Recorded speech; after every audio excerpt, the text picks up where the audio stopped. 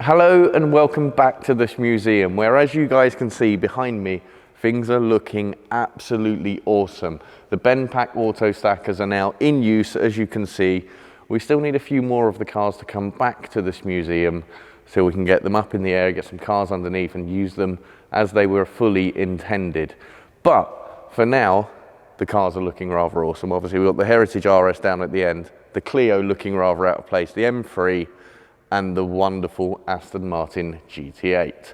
Now, speaking of Aston Martins on ramps, the V8 Vantage Roadster is still up at McGurk's, and today, myself and Brad are going to jump in one of the cars and head and go and see how things are getting on, because it might have turned up something else that we weren't entirely expecting, but knew could be a possibility. So we're going to jump in a car, head up there and get an update.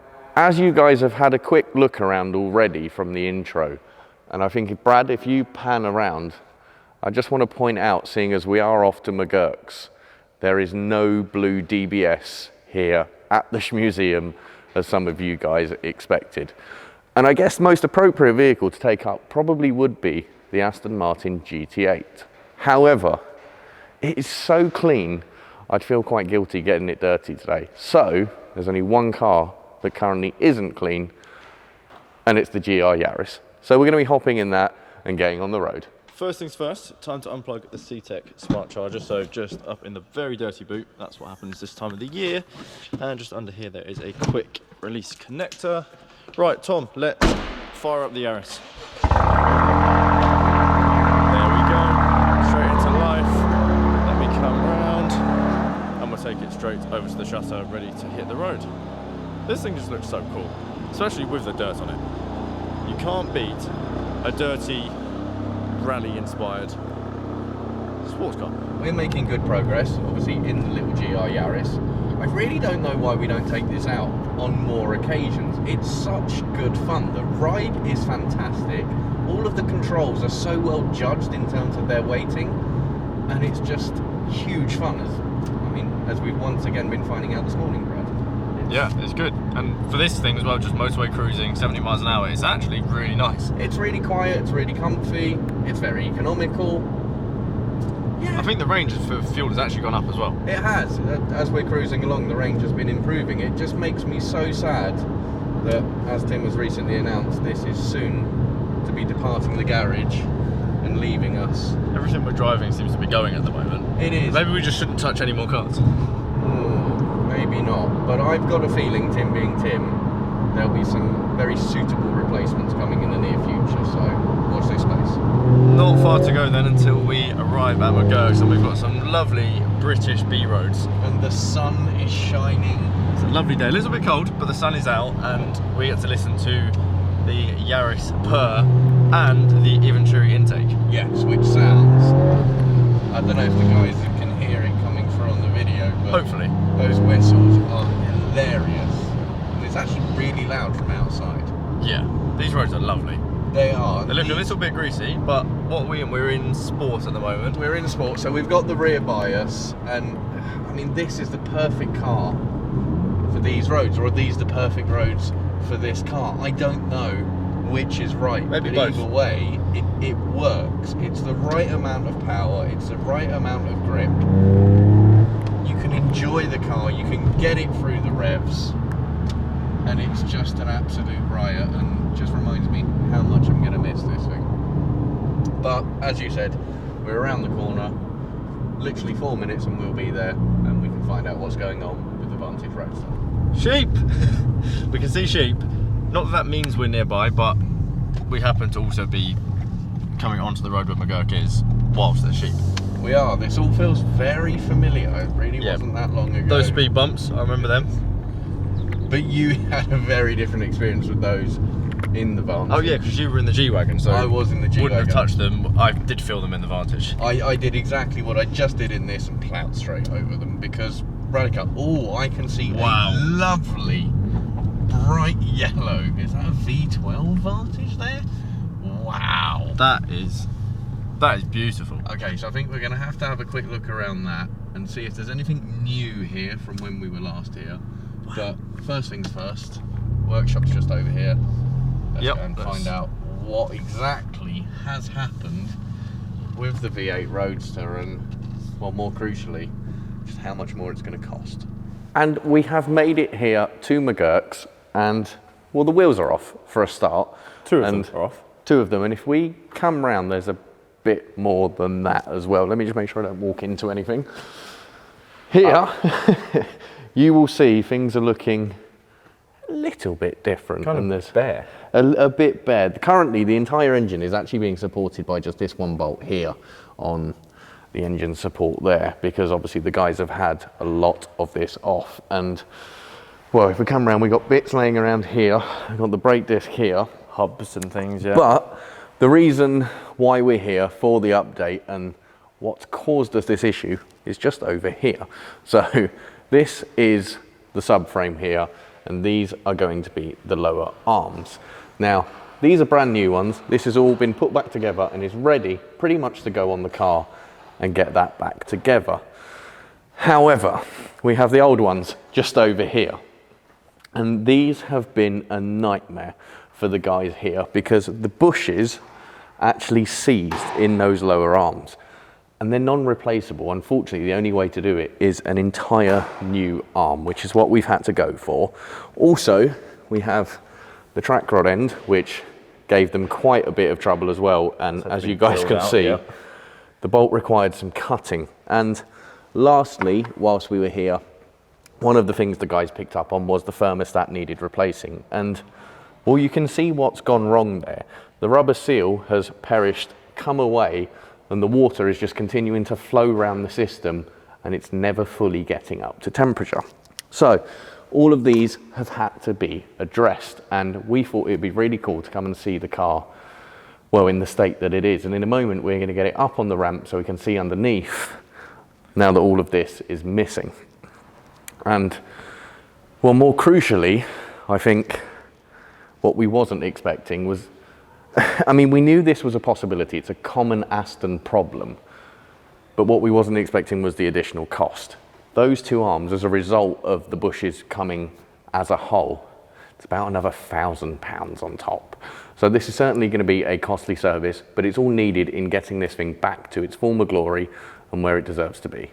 The Roadster's now up in the air, and it is very, very bare. I mean, there's brake calipers, strut for the suspension, but it seems to be missing quite a lot of things. Yeah, there's a lot. I mean, it doesn't look quite right. In fact, I'm going to come and take this. You can jump under because you're, of the two of us, the more mechanical I one. don't know about that.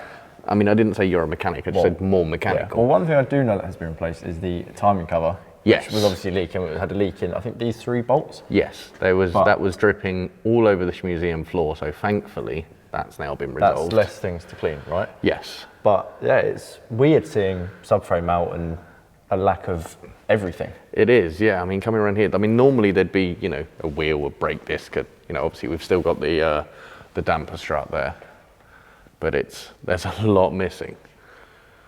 This is such a cool project. It is. Like, to be able to bring this back into something that is maybe not perfect, because I think Tim said he doesn't want to go for the full everything, but something that he can use every now and again and pull out and enjoy and not have to worry about things going wrong.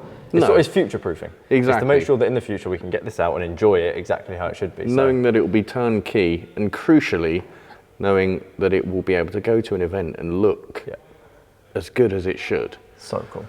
But it is. And also, I'm looking here, just at these exhausts. That there is quite a restriction in that pipe, looking at it. Yeah, so I think maybe at some point we need to convince him to do some manifolds. I don't think it's going to take a lot of convincing. I don't think we're going to be able to. I don't think Tim will want us to make this thing louder than it is. Guys, comment down below, do we make the Roadster really noisy? And now we've just popped the car down just to have a look at another thing that has already been done, which was the wear to the seat bolster here, which if you guys have a look now, you'll see, amazing, right? I mean, it looks absolutely perfect. It doesn't look like there was ever any damage, ever any wear, and it just looks like it always should have been. And what's more crucial is there's no like clearly new patch. It's blended in absolutely perfectly with what was already there. Yeah, it looks really good. And obviously the seatbelt is on the list. That's still this still needs to be done. Where is it really horrible? That's it. So the guys are currently putting the rest of the car back together so they can get that one done next. But huge thank you to them for organising this, because that looks absolutely amazing and doesn't look like anything was ever wrong with it. So it's a common problem on these cars, so if it's something you're experiencing, the guys down here can sort that out and yeah, get yours looking as good as it should be. Let's have a quick look at this V12 Vantage Roadster. It's a manual. Tom thought it'd be funny to make a joke and tell me it's Spanish, which I questioned because it's quite clearly not Spanish, but he said it's El Manuel. So yeah, thanks Tom. But this is Sunburst Yellow Pearl, and it is up there as one of the gorgeousest, that's not a word at all. It's one of the stunning, no, that's not a word. What is the correct, I don't know what the correct word for this is. This is one of the most amazing yellows I've ever seen, that works. It's a shame that I don't know what's going, oh, what on earth is that?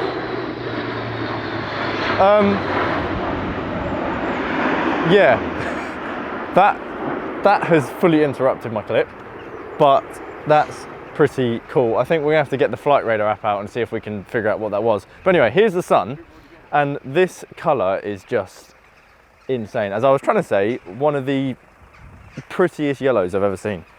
Really, really nice.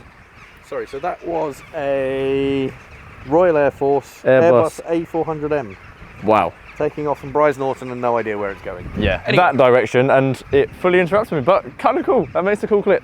I like that. Scared the birds. It did, hence I was like, why are the birds flying? And then it was, whoa!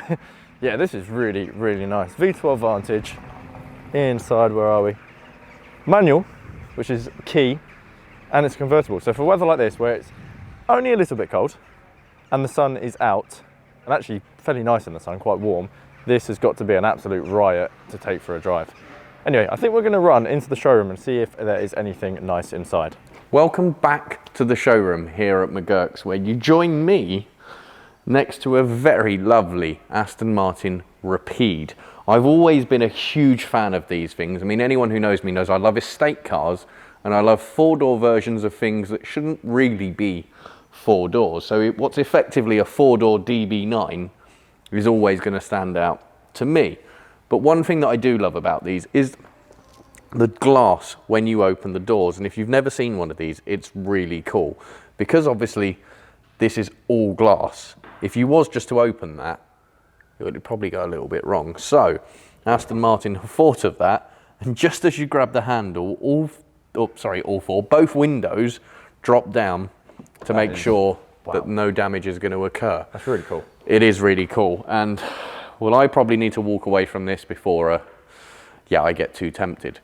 And speaking of being very, very tempted, you will notice what's right here, which is the gorgeous blue DBS that Tim was rather fond of last time we came down, shall we say, and who can blame him? It looks absolutely stunning.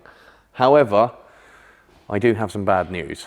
Lloyd has informed us that just a day after our video went out of dropping down the V8 Vantage, this car sold and someone put a deposit on it. So unfortunately, I'm not quite sure where this is going to be heading to, but whoever has bought it, you've got a lovely car, and I'm sure it's going to be very enjoyed. Do take care of that one. I think we're all very jealous, actually. I think we are all very jealous. Especially Tim. But yeah, Now, last time we were down here, quite a few of you guys were a little bit upset with us in the comments that we skipped over this. And there was a reason. It's because there's quite the story behind this car, and we didn't know all of it. We still can't confirm we do, but we believe we've got most some of it. Yeah. So first of all, we apologise that we didn't show this properly, but we will now run you through some of the key things and what we've been told. Don't hold us to it being exactly correct, but we think we know most of it. So, Brad, why don't you take the guys around this gorgeous DB5? So, from what I've been told, this was registered in the 60s in New York. So, Aston Martin, New York, and this was driving around the streets of Manhattan in the 60s. You can just imagine that, how cool that would be. I believe that in the 70s, at some point, it came over to Paris, and then from there went to Holland before going out to Kuwait with the royal family. And at one point, I think in the 70s, it was resprayed in silver because of James Bond, etc. This then came over to the UK. The guys here at McGurk bought it, and it needed a full restoration. It's now back in the original colour and looking lovely. But and over this way of full restorations, if you come over here, just past this glorious, once again, midnight blue V8 Vantage, we have the old front end from the DB5 that was cut off as part of the restoration. This was how it looked. It looks pretty worse away, especially when you look at it now, and it's just so lovely, but really cool to be able to see the history and see that this was how it was looking. Yeah, and you can see that the car's had a life, you know, underneath you can see the various layers of work that have been, that have happened over the years. And to see the condition that it's in now, you'd have no idea that this once came from that car. And just like we do at the Shmuseum, they've kept this around as a display piece. It's a bit like because it's the so center cool, parts, isn't it? Yeah, exactly. Like it's very much the center parts. Very different, but I think probably a bit cooler and probably more valuable. Probably. I don't actually know, but I suspect that's more valuable than the center parts. However, what a cool thing to have on display. And there's a XJ220 still here that is behind us as well. It is, I mean... Do you know what I found when I saw it last time? Look how much space there is in this engine bay. It's a massive car. This is what I think never really comes across on videos. Not that there's too many videos of these out there, but on videos, and especially in things like video games, you never really get the idea of the size of the car. But I mean, Brad, if you go, head to the back of the car and let's see how many steps forward. And guys, I know you think this is ridiculous, but just to give you an idea of the length of the car. So I'm basically right at the back. I'm going to do some normal size steps. So 1, 2, 3, 4, 5, 6, 7 and a half. 7 and a half sort of normal size steps. Yeah. Now, just because I think it's funny, I'm going to make you do the same again next to a V8 Vantage, just to give them an idea of perspective. We're at the back. 1, 2, 3, 4, 5, 6. So that's 1.5 steps longer than a V8 Vantage. We're so accurate, aren't we? Don't say we don't bring you technical facts. Yes. We don't do meters, we don't do centimeters or inches or feet. We're doing it in rough. We're doing it in feet, but we're doing it in steps. This works. Guys, time to say farewell once again to the Vantage Roadster. We're going to head back over to this museum, grab some food on the way, as I think we're both pretty hungry. But next time we see this, it will be back on the ground with 4 wheels on, and it should be as good as new. So we'll come back soon, collect this in another video. Well, this is rather lovely. It's very, Tom said it's very Cotswold feeling. I mean, we are in the Cotswolds, right? Or at least... Pretty much. I mean, yeah. We're not far from that, I don't think, but it's lovely, just some of these like stone and very nice colour brick houses and some very narrow roads. As you get the old buildings and they look lovely. I mean, that one looks like it could do with a little bit of repair, admittedly. Bit of teacup, right? But yeah, you get the old stone buildings and they're just so much more characterful than it's nice to just be like the brick built stuff we have in this day and age. Yeah, it's nice to be away from the city as well. Yeah. To come up to the countryside, and as you would have seen on the way here, get on some lovely countryside beat roads. So yes, we're off to get food. We might bring you along for it, we might not, but we're hungry, so we will see you guys a bit later on. What are we doing? Cheeky Nando's? Cheeky Nando's. See you there. We have struck some traffic. There appears to be a police rolling roadblock up ahead. I don't know if we're going to be able to see it, but all I saw was him snaking from left to right and left to right across the road. So something's obviously going on, Tom, and it's delaying on Nando's. It is. At the moment we are currently 16 minutes away from food. You know, as I'm sure you can imagine, I'm definitely looking forward to that one. And me. And this is only delaying us. Not fun. One thing we did realise as well, that McGurk is only 10 minutes from Caffeine and Machine, and I'm really gutted that we didn't realise sooner, because we could have gone there for lunch and seen some cool cars. We really should have done that. But every cloud, silver lining and all of that, the good news about being stuck in a traffic jam is that we get to make little blow-off whistling noises. Yep, and hear the exhaust. But you know what, speaking of that's not the right thing. What's going on? Okay. I'm hoping that that first police chase? Peugeot is a police car. I don't know what's just happened. Well, this is a cool clip. Yes. So we've had the RAF and the police all in one video. Yeah. Look at that Peugeot go. Okay, so is that Peugeot being chased? The Peugeot has gone straight past all of the police cars. I think that Peugeot might be getting chased. The police cars that were initially causing the rolling roadblock, the Peugeot has gone down the hard shoulder straight past them, and the others have continued chasing. And he's still weaving in a rolling roadblock I fashion. think that Peugeot's being chased, this guy's holding us back and they're going to do some crazy maneuver on that Peugeot. Maybe. I don't know. We could just be dreaming of, you know, TV show style things. But or we might have a really exciting clip coming up in just a few moments. This is fun. And what I was going to say quickly before we see that, whatever's next, speaking of Cafe in the Machine, next time we come up to collect the Vantage Roadster, maybe we persuade Tim we go there after. I think a little stop for some caffeine, right? Some caffeine and machines. Food, and yeah, his name is on the tin.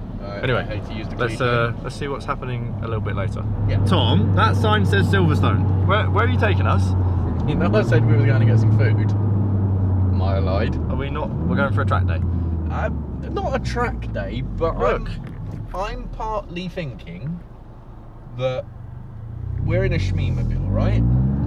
And Shmeemobiles are fairly well-known vehicles. Tom, we're literally driving towards Silverstone. We are. So I'm thinking that if we just rock up in this at Silverstone, they're just going to open the gates and say, come on in, do a lap, do 10. If only it was that easy, eh? Well, we can only hope, right? No, we conveniently happen to be going in the same direction as Silverstone, although we're now about to take this right Not turn anymore. and By we're going to be Silverstone. heading in the wrong direction. Maybe one day we'll go there. Also, I've just been tagged in a photo. I'm just going to show the guys this because I'm I'm over the moon with it. So the other night, I went out. They do care about the Mazda. I went out with my friend Chester to get some photos of my Bath 124, and I've just been tagged in this photo of it parked up on Regent Street with buses, and I am blown away. Oh, photo friend. Yeah, photo friends, Bath friends. Anyway, to Nando's. Oh, and the police thing, we didn't find anything else. They disappeared down the motorway. Yeah. Probably still chasing each other for many more miles until they run out of fuel or something like that. Probably. I don't know. But crucially, looks like we got some great roads up ahead, so let's go and enjoy them and go and get some food. Food consumed. We had our cheeky Nando's, and the Yaris is looking lovely in the sun. Still very filthy, but it kind of suits the look. Yeah, really does look good. We've got a bit of a view over here of wherever we are. Can't remember exactly. It was quite nice. Yeah, we're going to jump back in the Yaris now, head over to this museum, and I think we will just catch you guys when we get there. And obviously, if anything else exciting or crazy happens, like the police chase or whatever again, we'll grab the camera and try and film it for you. But for now, we're going to hit the road and get back to base. Just like that, we are back in the Shmuseum. We have made it. The little GR Yaris has carried us through our day, and it's been fantastic. That is truly going to be missed. I actually forget every single time I get back in it how much I enjoy driving that little thing. It is just brilliant. And I think, unsurprisingly, once we got to McGurk's, everybody, the sales team, the workshop guys, they were all out looking around this and going, is it as good as they say? Because obviously this is one of the most hyped cars that's come out in quite some time. And I don't know if you can actually see, just down the back is actually the rear seat that came out of this when it was up at Evolve, because obviously this will shortly be heading off to a new home. And yes, it's going to be sadly missed from all of us here. But it's been a great day getting up to McGurk's, getting a progress update on the V8 Vantage, and just some of the things that can happen when you're working on older cars such as that one. And obviously the bushes were unexpected to be needed to be replaced, but we knew it was a possibility and that was the case. But hopefully you guys have enjoyed getting a more in-depth look at that one whilst it's been on the ramps. And from all of us here, until next time.